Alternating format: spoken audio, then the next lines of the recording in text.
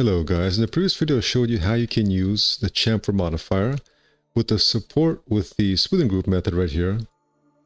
So right here I am using the smoothing group method right here. So I've turned off the minimal angle and I'm using simply the smoothing group method. What this will do is this will take a look at the smoothing groups on your object and it will apply really good support loops based on that. You can of course clean it up a little bit here. It will do a very good job. And you pretty much get a very good result here.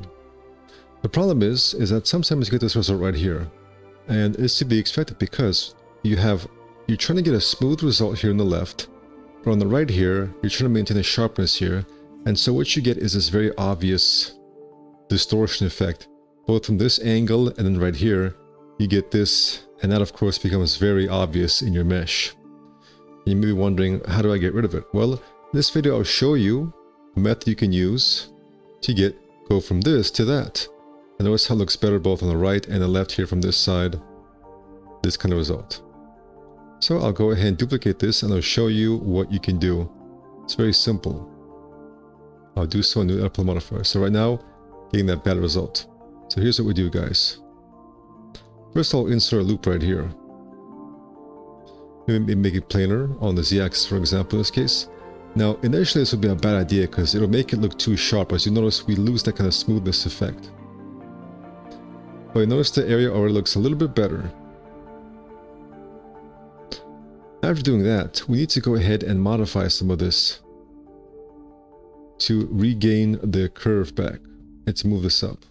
If you guys are enjoying this video, be sure to check out the description where I have links to more advanced courses such as on sci-fi design, futuristic vehicles, furniture, and more comprehensive advanced courses. What we also need to do is to kind of gently move this. You can use, for example, drag. You can go into here, set this object as the object right here, click on here, switch it from grid to surface, and then pick the object itself as a surface. You can then use, for example, drag to drag some of these vertices away. You can also select them and then use, for example, edge constraints to move them further away. What you want to do is to make this look less like this and then more kind of square and even here. So essentially we're just gonna move things away a little bit here.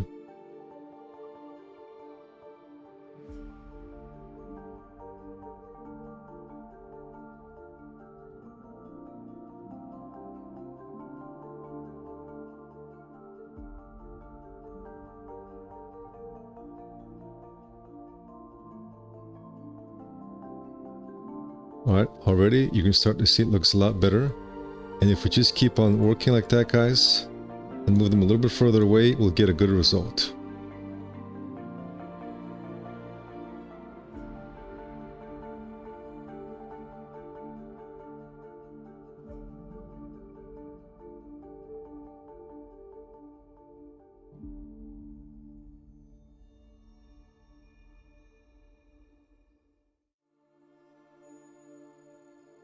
All right.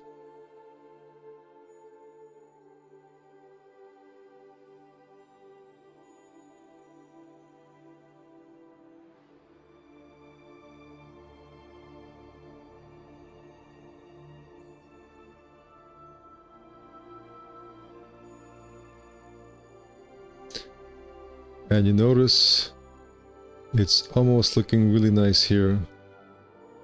We definitely have gotten rid of this effect here for the most part.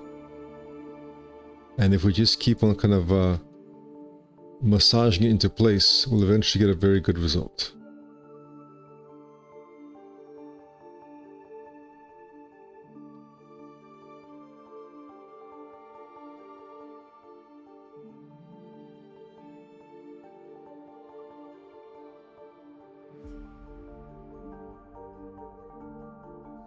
Alright, and that's looking a lot better now, guys. So let's look at what was previously and versus how it looks right now. You notice we have a much better result.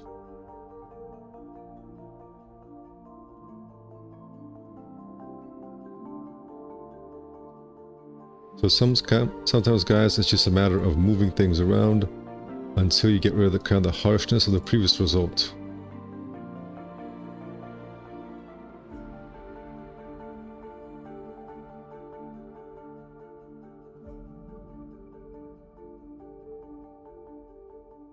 Alright guys, thank you for watching and take care.